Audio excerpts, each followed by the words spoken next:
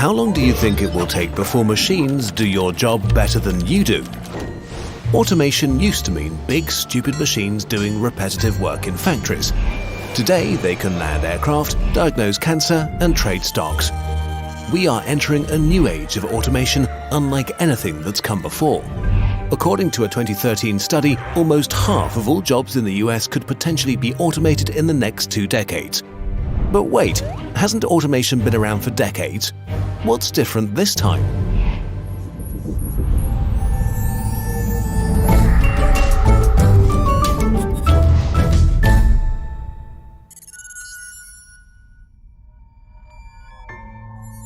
Things used to be simple.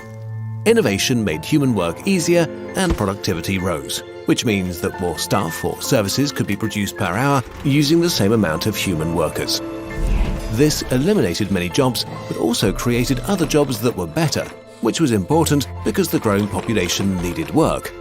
So, in a nutshell, innovation, higher productivity, fewer old jobs, and many new and often better jobs. Overall, this worked well for a majority of people and living standards improved. There's a clear progression in terms of what humans did for a living. For the longest time, we worked in agriculture. With the Industrial Revolution, this shifted to production jobs. And as automation became more widespread, humans shifted into service jobs. And then, only a few moments ago in human history, the information age happened. Suddenly, the rules were different. Our jobs are now being taken over by machines much faster than they were in the past. That's worrying, of course, but innovation will clearly save us, right? While new information age industries are booming, they are creating fewer and fewer new jobs. In 1979, General Motors employed more than 800,000 workers and made about $11 billion. In 2012, Google made about $14 billion while employing 58,000 people. You may not like this comparison, but Google is an example of what created new jobs in the past. Innovative new industries. Old innovative industries are running out of steam. Just look at cars. When they became a thing 100 years ago, they created huge industries. Cars transformed our way of life, our infrastructure, and our cities. Millions of people found jobs either directly or indirectly. Decades of investment kept this momentum going. Today, this process is largely complete. Innovation in the car industry does not create as many jobs as it used to. While electric cars are great and all, they won't create millions of new jobs. But wait, what about the internet? Some technologists argue that the internet is an innovation on a par with the introduction of electricity. If we go with this comparison, we see how our modern innovation differs from the old one. The internet created new industries, but they're not creating enough jobs to keep up with population growth or to compensate for the industries the internet is killing. At its peak in 2004, Blockbuster had 84,000 employees and made $6 billion in revenue. In 2016, Netflix had 4,500 employees and made $9 billion in revenue. Or take us, for example. With a full-time team of just 12 people, Kurzgesagt reaches millions of people. A TV station with the same amount of viewers needs way more employees. Innovation in the information age doesn't equate to the creation of enough new jobs, which would be bad enough on its own, but now a new wave of automation and a new generation of machines is slowly taking over.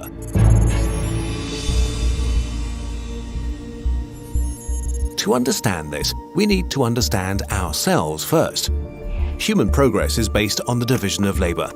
As we advanced over thousands of years, our jobs became more and more specialized. While even our smartest machines are bad at doing complicated jobs, they are extremely good at doing narrowly defined and predictable tasks. This is what destroyed factory jobs. But look at a complex job long and hard enough, and you'll find that it's really just many narrowly defined and predictable tasks, one after another. Machines are on the brink of becoming so good at breaking down complex jobs into many predictable ones that for a lot of people, there will be no further room to specialize. We are on the verge of being out-competed. Digital machines do this via machine learning, which enables them to acquire information and skills by analyzing data.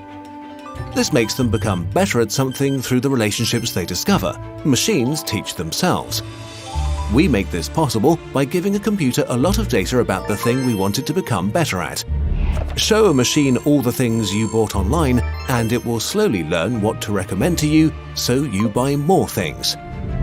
Machine learning is now meeting more of its potential because in recent years, humans have started to gather data about everything. Behavior, weather patterns, medical records, communication systems, travel data, and of course, data about what we do at work. What we've created by accident is a huge library machines can use to learn how humans do things and learn to do them better. These digital machines might be the biggest job killer of all. They can be replicated instantly and for free. When they improve, you don't need to invest in big metal things, you can just use the new code. And they have the ability to get better fast. How fast? If your work involves complex work on a computer today, you might be out of work even sooner than the people who still have jobs in factories. There are actual real-world examples of how this transition might be happening. A San Francisco company offers a project management software for big corporations which is supposed to eliminate middle management positions. When it's hired for a new project, the software first decides which jobs can be automated and precisely where it needs actual professional humans. It then helps assemble a team of freelancers over the internet. The software then distributes tasks to the humans and controls the quality of the work, tracking individual performance until the project is complete. Okay, this doesn't sound too bad. While this machine is killing one job, it creates jobs for freelancers, right? Well, as the freelancers complete their tasks, learning algorithms track them and gather data about their work and which tasks it consists of. So what's actually happening is that the freelancers are teaching a machine how to replace them. On average, this software reduces costs by about 50% in the first year and by another 25% in the second year. This is only one example of many.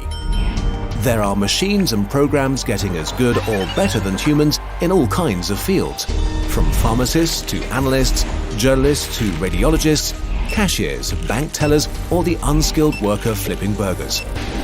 All of these jobs won't disappear overnight, but fewer and fewer humans will be doing them. We'll discuss a few cases in a follow-up video. But while jobs disappearing is bad, it's only half of the story.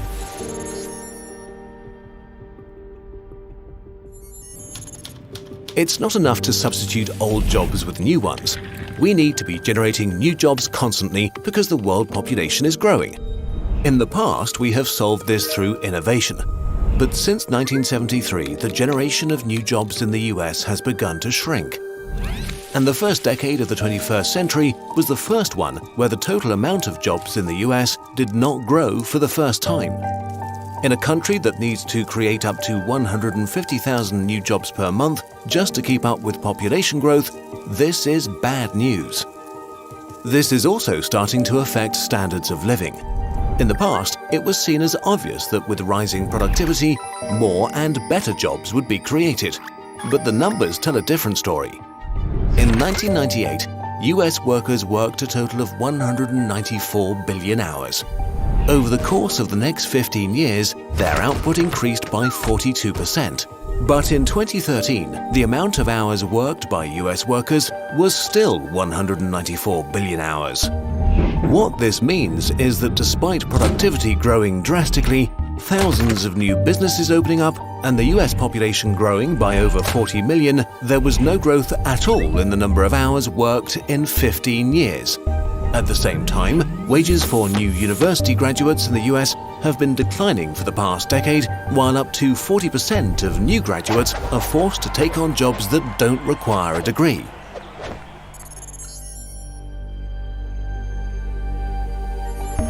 Productivity is separating from human labor. The nature of innovation in the information age is different from everything we encountered before. This process started years ago and is already well underway, even without new disruptions like self-driving cars or robot accountants. It looks like automation is different this time. This time, the machines might really take our jobs. Our economies are based on the premise that people consume. But if fewer and fewer people have decent work, who will be doing all the consuming? Are we producing ever more cheaply only to arrive at a point where too few people can actually buy all our stuff and services? Or will the future see a tiny minority of the super rich who own the machines dominating the rest of us? And does our future really have to be that grim? While we were fairly dark in this video, it's far from certain that things will turn out negatively.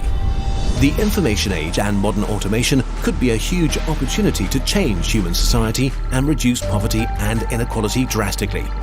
It could be a seminal moment in human history. We'll talk about this potential and possible solutions like a universal basic income in part 2 of this video series. We need to think big and fast, because one thing's for sure, the machines are not coming, they are already here. This video took us about 900 hours to make, and we've been working on it for over 9 months.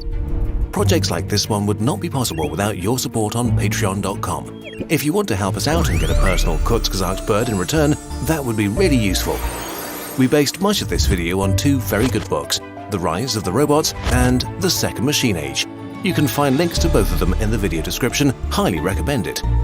Also, we made a little robot poster. You can buy it and a lot of other stuff in our DFTBA shop. This video is part of a larger series about how technology is already changing and will change human life forever. If you want to continue watching, we have a few playlists.